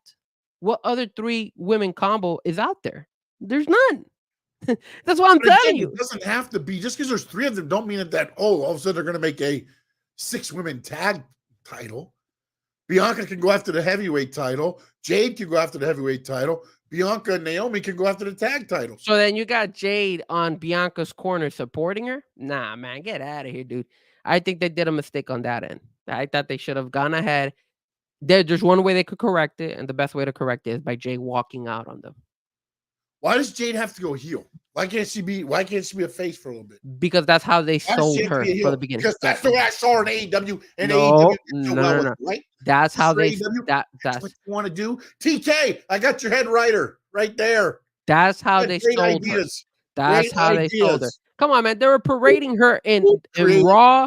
Creative. They paraded her in Raw. They paraded her in NXT. They paraded her in SmackDown. They sold her like, hey, she's the biggest star in the world for the women's division all of a sudden. And then you want to go ahead and team her up with Bianca Belair and Naomi? Nah, man. Come on, man. Make her. And she doesn't even have to be a heel. She just walks out. People are going to boo her. And let's just see what the fans think about her. Will they keep booing her? Why can't they be a 6-women tag? Why can't they, for one show? Because it's not going to be solidarity. It's not going to be for one show, Sean. They're going to drag this. You know that, man. Yes, they are. Because they're not going to sit there and be like, by next week, Jade has to be in a feud with Bianca Belair because Frankie Frezko believes that is the best thing to do. Again, that's best for business. You walk away from that. This guy that loves AEW. It's best for business. You walk away from that trio. You make your way over, and you do you. She has enough firepower. Let's see what she's made of. They brought her quickly for a reason, so bring her in there. And you don't even have to. You can build her up with other people. She doesn't necessarily have to go up against Naomi or Bianca. Said exactly what I believe is going to happen. She's going to go and face. And she's going to have the face of the storm. It's going to be her shirt. And they're going to sell a buttload of merchandise. Yeah, probably. Most likely they'll do that stuff, but. Hey, that doesn't make sense. Because it makes dollars. That's why, buddy. Same stuff. Nothing. I'm just, again. Welcome to the world of pro wrestling. I mean, I don't understand. What do you want? What new can they do? What, you know what we can do? We can have Jade come down on a spaceship. What new can you do? No, you can't. That makes absolutely no sense. They sold her as Storm, so she's gonna come out as Storm. She should dress up like Storm from X-Men, and then start making tornado.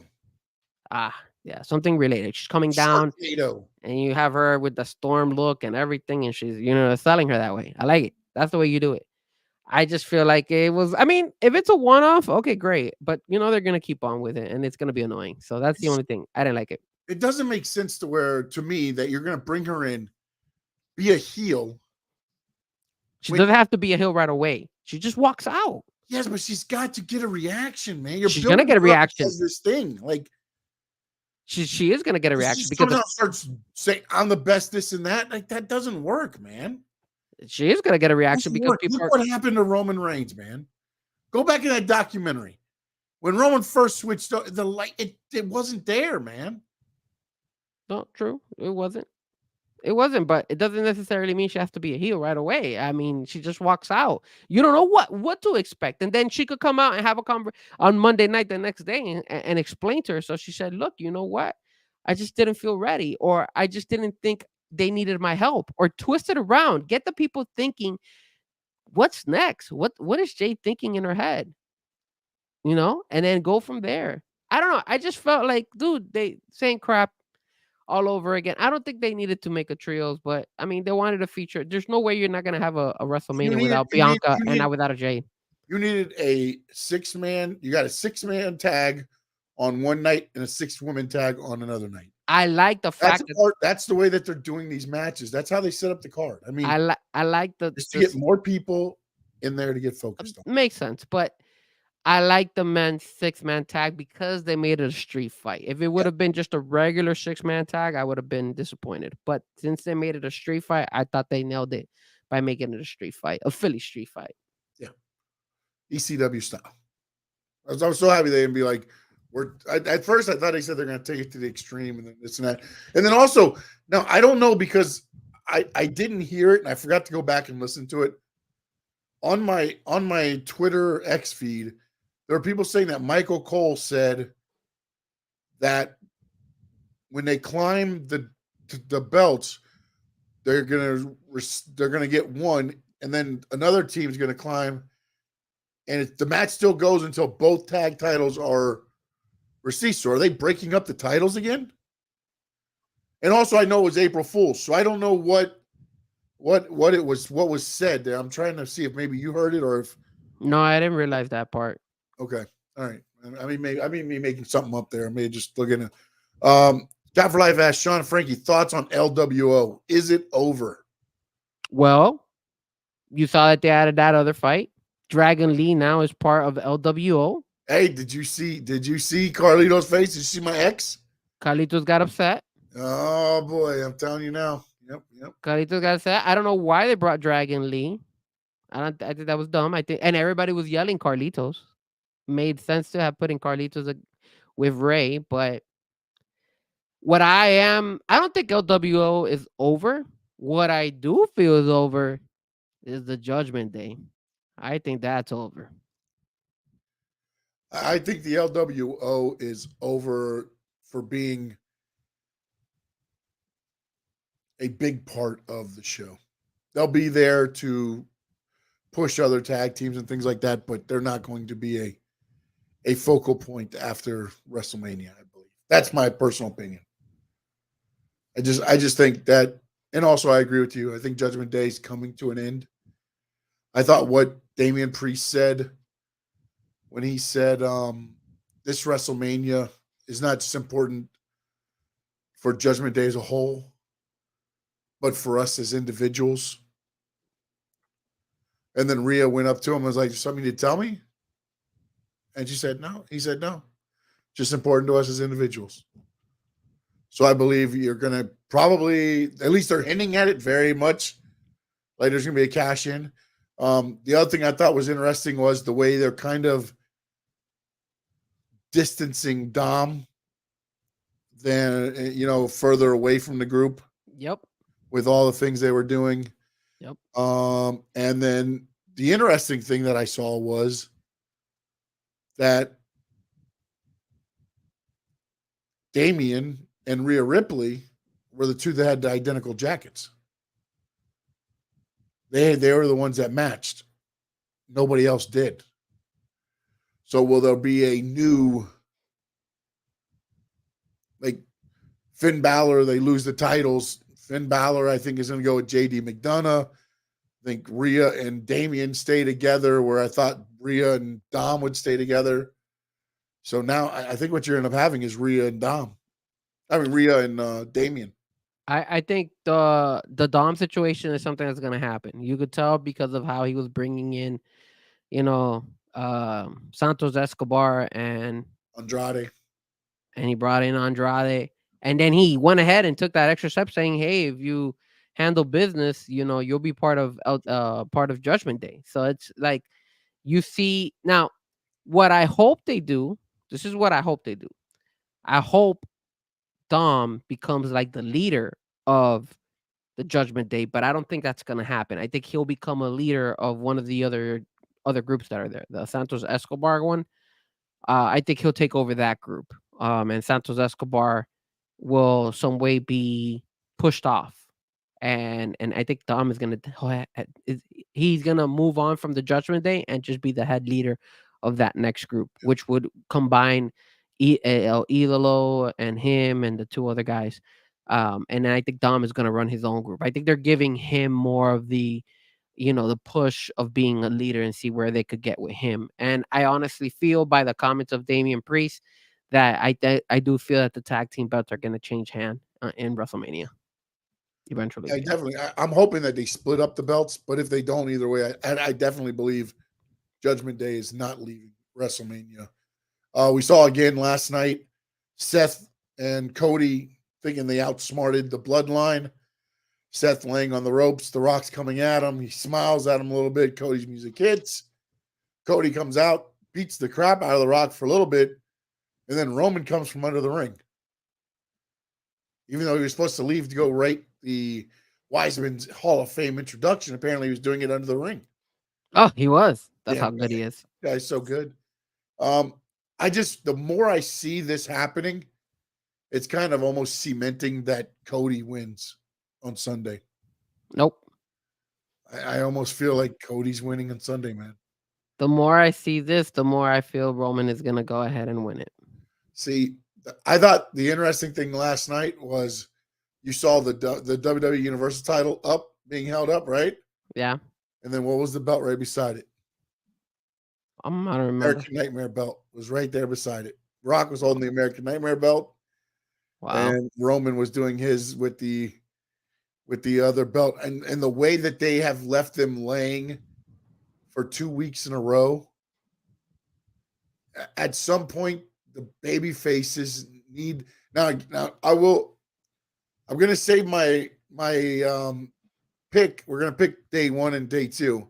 Yes. I'll wait, because if they get a good enough payback in the tag team match, that might lead to Cody losing on night 2. I got to see what the payback is for this, because the way Cody's been left laying 2 weeks in a row, there's got to be a payback, or Cody might as well go back to AEW. Maybe, but I just feel that when it comes to Cody, I think something's telling me that Roman's gonna win this. One way or the other, he's gonna win some type of way. I just think that The Rock is gonna get involved in one way or another. And I think they're gonna keep outsmarting Cody, and they're gonna keep putting him down. And then eventually they're gonna lead up, especially since Cody just signed an extension with WWE. So I feel that Roman will win eventually. One of the WrestleMania match, and still hold the belt. But I do like the fact that they keep kicking Cody's butt. Like I enjoy that. I like the fact that Seth came out through the crowd. I thought that was pretty clever. I thought that was cool. And I also like the fact that I don't know if you noticed, but there was this one kid, bro. He had like I don't know, like this was his phone, and it was like right next to his he was face. like right in his face the whole time. I was like, damn, Seth keeping his cool. I like it, because man, that kid had the phone right in his face the whole time. So, but overall, man, I thought they nailed it when it came to that. And then I don't know about the whole Bloodline type of rules. If we got a preview of that on Monday night, you think it's gonna be like it wasn't that great, to be honest with you. I thought it was okay. But I think they made a mistake there. They shouldn't have said this is gonna be Bloodline rules, and then just, I mean, the Bloodline rules basis anything goes. So I mean, that was kind of like a soft. A soft Bloodline rule type of soft Bloodline rule opening there. Yeah, like a preview of it. Yeah, because there was nothing really happened until The Rock came out at the end. Really, I mean, it was the street fighting till The Rock came out at the end. I mean, I just don't know the difference there. So, you had another Rocky training video with Sami Zayn and Chad Gable. Oh man, yeah. And You then saw that? and Gunther kicked Chad Gable's ass and He did. dragged him out by his leg. But the interesting thing is this. Did he ever lay hands on Chad Gable? We never saw him lay his hands on Exactly, Chad right? He drags him out, and then Sammy comes and he beats the crap out of Sammy. Again, I feel like I really am starting to feel like this is going to be the Rocky 3. I trained you, you won, I won a title shot. More than and then I think down the line Chad changes up, but I don't think it happens at WrestleMania. I think he leads him to a win, and then he's like, I led you to the win, now I want a shot. That was a really long segment for them, right? That was long. I noticed that. I was like, yo, they went kind of long with that one, but it was good. It was good. And I think the same way. I honestly feel I at first I was thinking that Chad was gonna become a heel, but I don't think he is. I think I'm leaning more towards your idea that he's gonna be like, oh, he got over the hump and now and then he can turn heel later down the road. Like maybe he has a problem beating Sammy. And then he's like, you know what? There's only one way to beat you. Boom, I'm going to cheat to beat you or whatever. You know what I'm saying? But I just don't think he's going to go full heel. Whereas after he lost, the week after he lost and the day after he lost, it really felt like they were going to more of a darker Chad Gable character. And now I think they've gone away from that and more toward what you saw last night, kind of training. And then I think then he'll tell Sammy, like, hey, now you owe me a match. And maybe Gunther beats the crap out of Sammy. Sammy's beat up on Monday, arm in a sling or something. You know what I'm saying? And then Chad's like, I want my shot tonight. And then we had the whole Rhea Ripley, Becky Lynch slugfest out there, man. Yep. Becky Lynch bringing that one to another level there. I like it, man.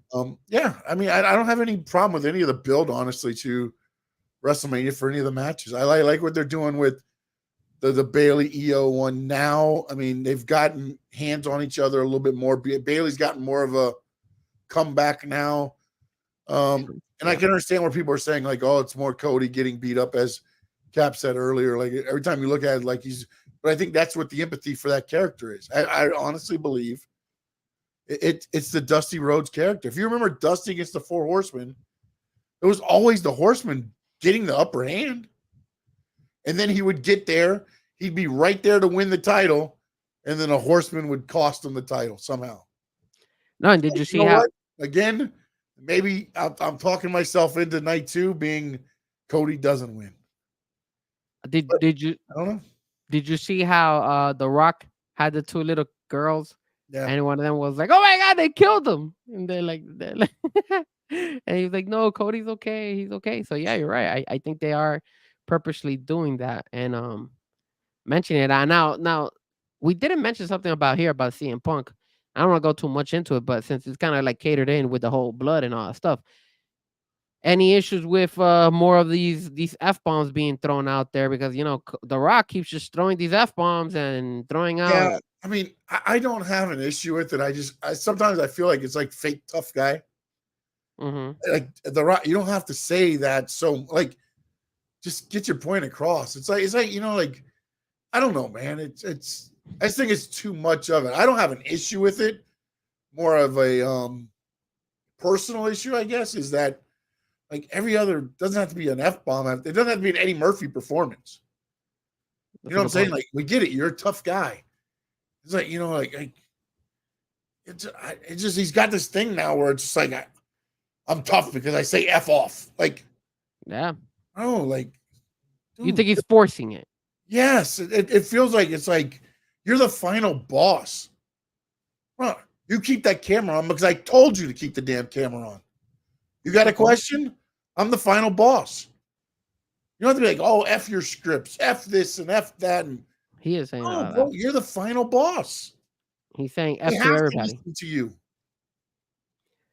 And what he should do is, you know what? You don't want to listen to me? Put the camera down. You're fired. You pick the camera up. Keep filming me. That's a good point.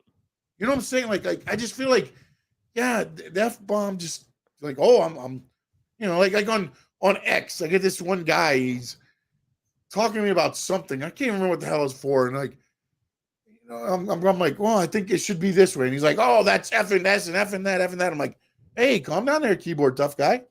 Hell. What are you getting across to me by saying so many out? Like, I just feel like it's like a fake tough word. You want to know who was the guy behind the F keyboard? That was me, sir. I replied. Probably. Well, you know what? F you. But overall, they did a phenomenal job, man. I thought they did a great job with building it up. I think even last night, there's people filming it. The Rock hits the referee. Like, why are you hitting the referee with the belt? You got to hit the referee with the belt. I mean, he stayed there. The ref was kind of dumb by staying in the ring there at that point. But it's like, get him out of there. Yeah, I mean, they kick him or something. And I mean, just don't sit there and just like.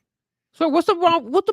He's the final boss, sir. He gets to do whatever he wants. There's a reason why there's a reason why wrestling is cool again. And that's because The Rock keeps dropping F-bombs. Yeah, I mean, I think it brings again, it's that line, that blurry line of Attitude Era and now this, and it's just, bro, like, I don't know, man. I just. Well, let me ask you. It's funny because you watch that, and then I see him on the UFL, and he's like, "Oh, we're very proud of everything we're doing here, and we want to thank you guys for being here." And what I'll be like, "This is effing football. F this. F you. F that." You know what I'm saying? Like, I mean, you want to be consistent. He should have said, "There's no crying in football. F you, Cody crybabies." That's what he should have said out there to those guys. That's what I would have. But it's like. Just be you, man. You exceed and exude confidence in everything you do. Like, I don't see why now you've got to go to dropping F-bombs to make you be a heel. Like, now I wanna talk to you about one last thing. I know we've been going at it for WWE for a minute, but there was a comment that I did want to bring up, and that comment was from my favorite wrestler, Becky Lynch, on the female side. Oh God, I know where you're going with this. Wait, what do you mean? You know where I'm going with this? So Becky Lynch had a conversation, and she came out saying that what Rhea Ripley was doing about grabbing her was setting women's wrestling back years. Sir, it is setting wrestling. Oh my! Wrestling she did it one damn time. One time. Sir, there was a reason why they don't do that anymore. It's because the women's wrestling doesn't have to stoop that low. That was back in the day. Not anymore. Not anymore. Imagine all these little. Undid her outfit or anything else.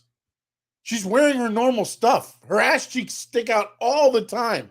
She just backed it up into Nia Jax's face. And Shayna Baszler laid down and wanted it. And instead, she got Nia Jax. And then she almost threw up. Look at that. You're promoting it by going ahead and having Shayna Baszler actually want it. Yes. What kind of She sat down and was like, yes, give it to me. Give it to me. What kind of morals are you trying to give and showcase to these young women or young little girls? That angle going bad. To me, it makes Becky sound like a little crybaby. Oh. Maybe she's a Cody crybaby too. You're calling Becky Lynch a crybaby? Yeah. On this one, yes. On this one thing, yes. We should hashtag Becky Lynch crybaby. Cry, Becky, cry. Can't believe you don't agree with Becky. I think she has a very solid point. If they did it every day, every show, maybe. But my God, man, it was one show. It was at a house show. And they did it. I don't understand. Like, come on, man. Come on. I mean, this is what we're talking about. Do we have to stoop so low that we have to show ass cheeks out there in order for the women to get some attention? Come on. Why don't we talk about the part of the interview where she said Ronda Rousey was used wrong because she didn't know how to wrestle? I don't want to talk about that because I don't agree with that.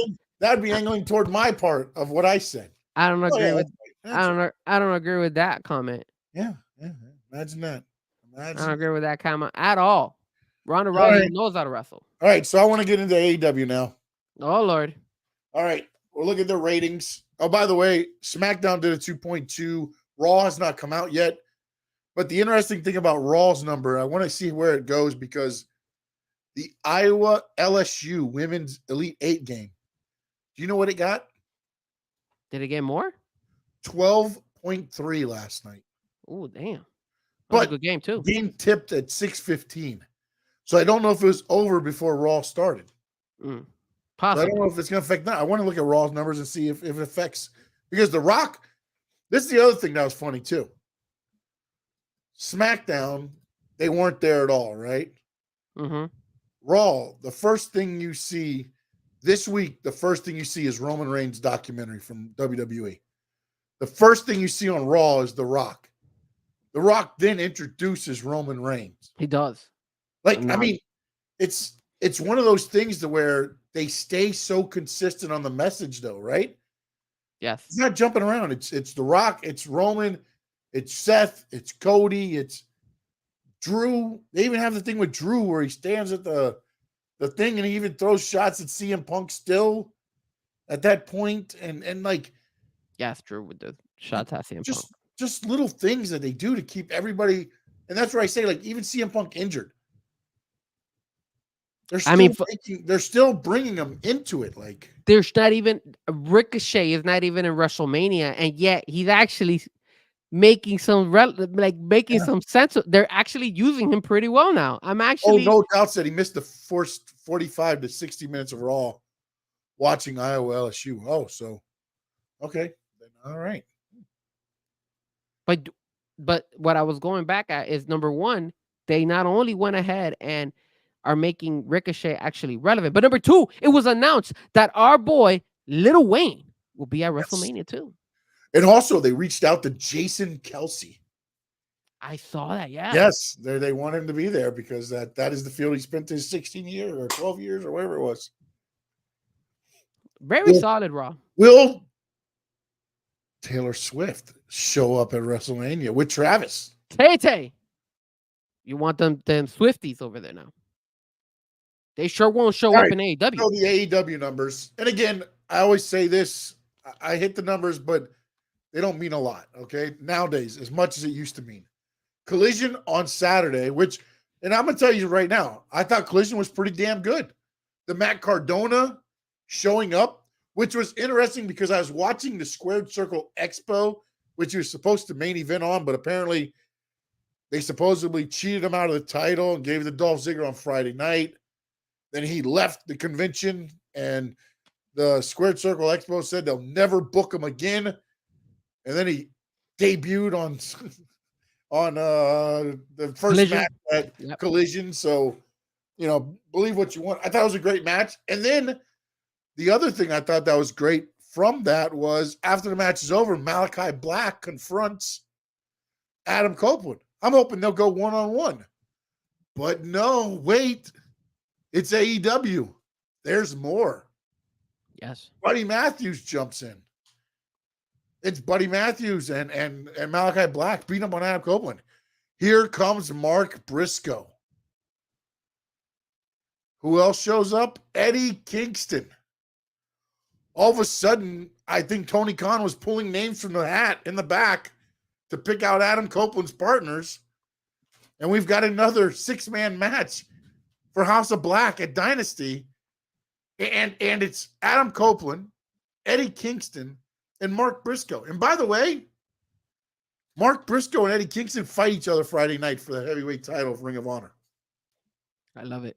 Why do they keep putting just anybody together to take on the House of Black? And that's the reason why I told you that. If they would have had Bray Wyatt over there in AEW, it would not have mattered. It would have failed.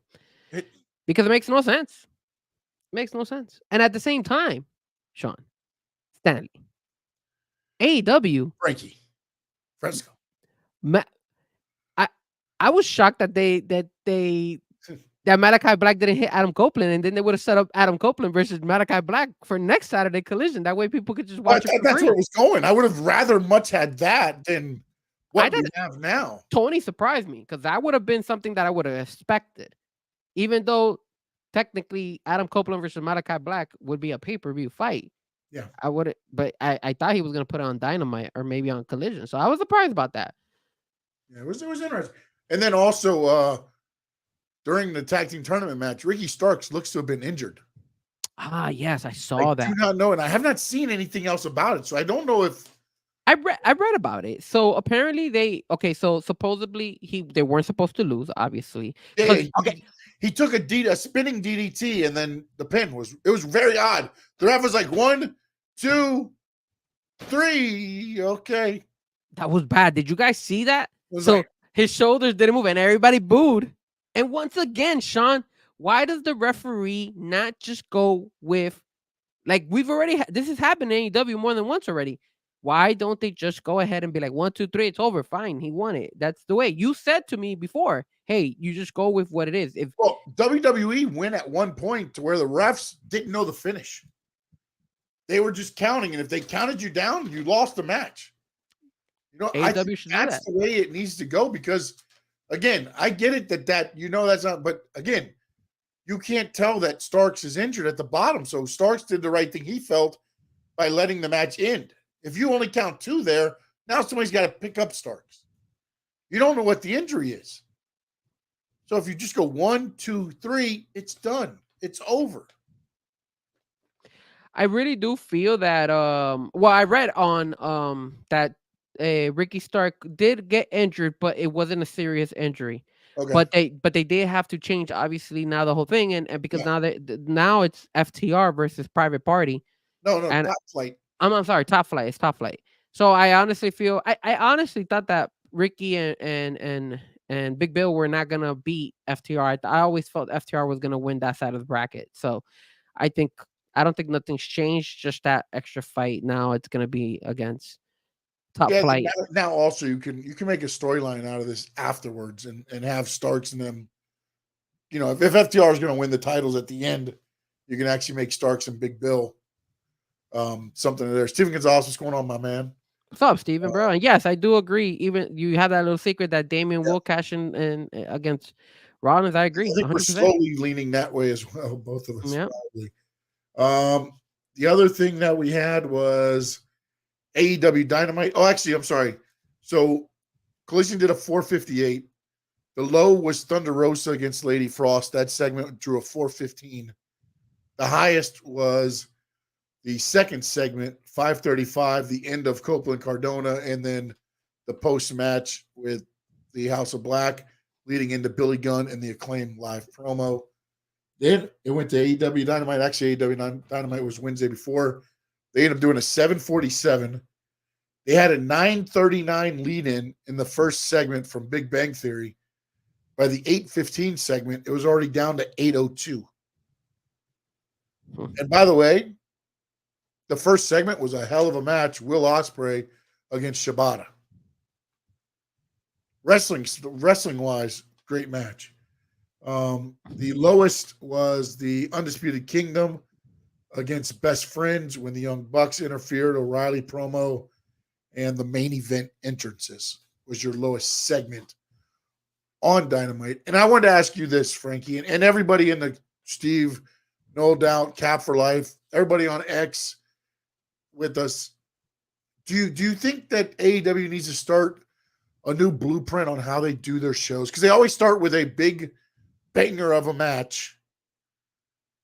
And then lately, and again, I get it, you're debuting Mercedes Moné, but the problem is it's not your normal to bring Mercedes Moné back out at the end. So nobody is conditioned for the way that they did that show. So the show started high and then tailed off because I don't think anybody thought Mercedes Moné was coming back out. Do they need to look at redoing on how they've been doing the rundowns of their show? Or do you think everything's fine the way it is? No, of course it's not fine the way it is. They definitely do. They need to.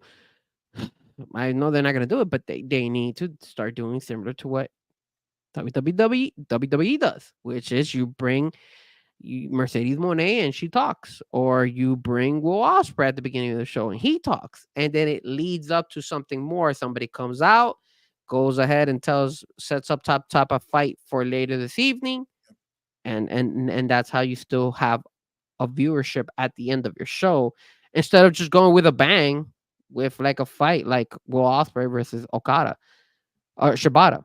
And the other crazy thing was, again, what we've spoken before, the bookings is dumb, because now Will Ospreay is fighting this guy. What's his name? Damn it, the big black guy. What's his name? Hobbs. Hobbs. Yeah, He's it's another fighting. Don Callis family fight. Why? Why is he fighting his own family? It makes no sense. Just at this point, just leave.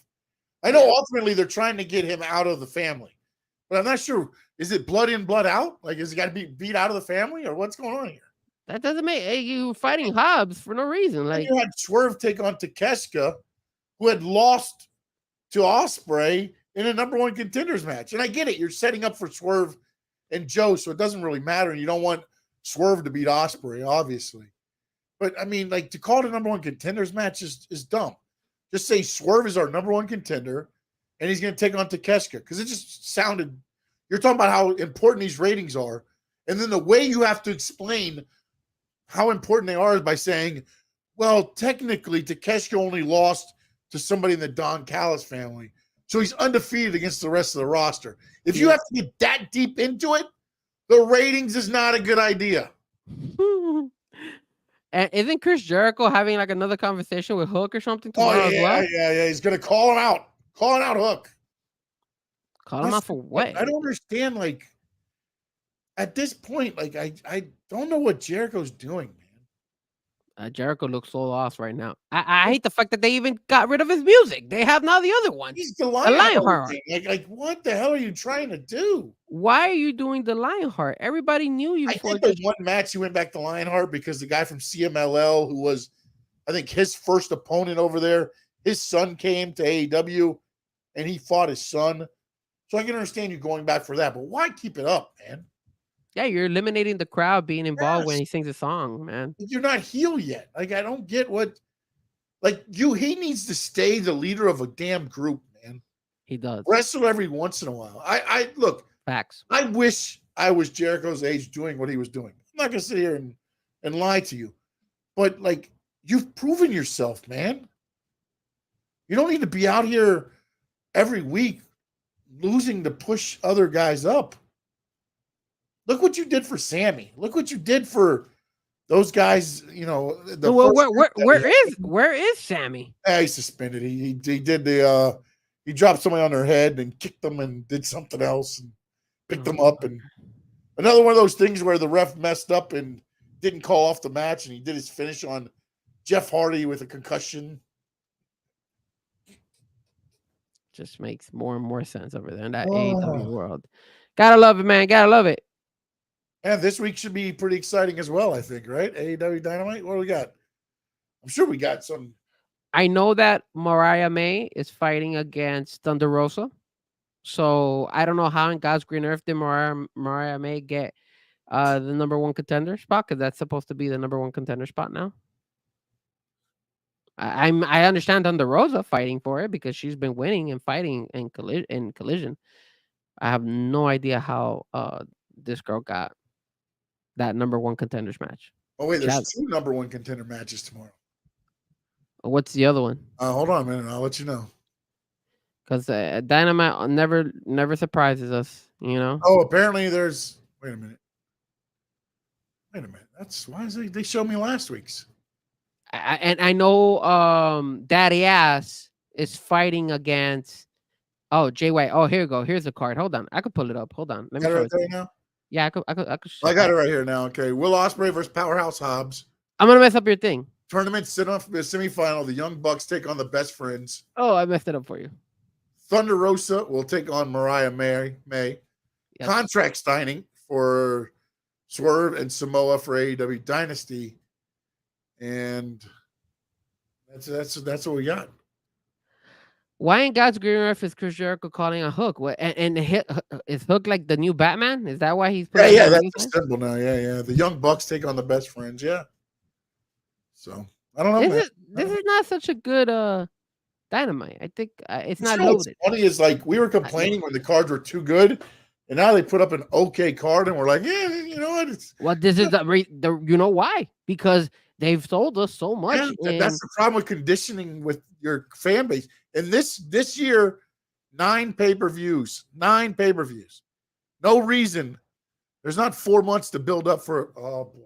Here we go. There we go. Hold on a minute. There we go. Yeah, I was messing up. I love it. It's not like they have to do, all the build now for 4 months. You know what I'm saying? Like, it's gonna be interesting. And then also Clash of the Castle for Scotland was announced by WWE. And then also I think, again, usually right after WrestleMania, they announce supposedly, I believe the next one. And by the way, Frankie, I'm letting you know right now. I already told my dad as well.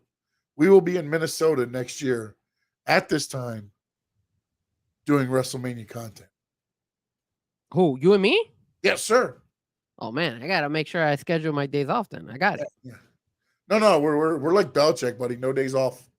Oh man, no days off. We're not like Jack Perry. We're gonna find you gigs up in Minnesota. We're gonna have live shows, and you're gonna be doing DJ work while we're not like Jack Perry, who wants to do a segment and then take 4 weeks off. We're gonna record tomorrow for next year's show, so we're done. We're off.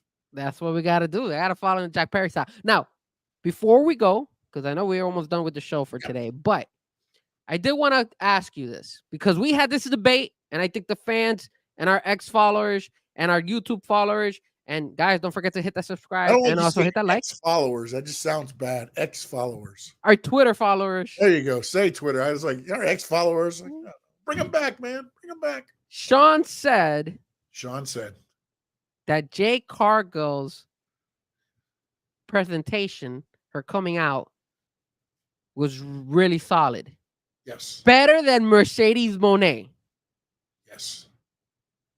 Do you guys agree? I say that is incorrect, sir.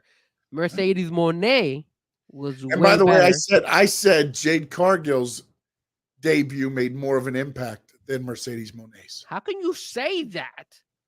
How can you say that Jade Cargill's debut made more of an impact than I'm sorry, Jade Cargill's made more of an impact than Mercedes Moné?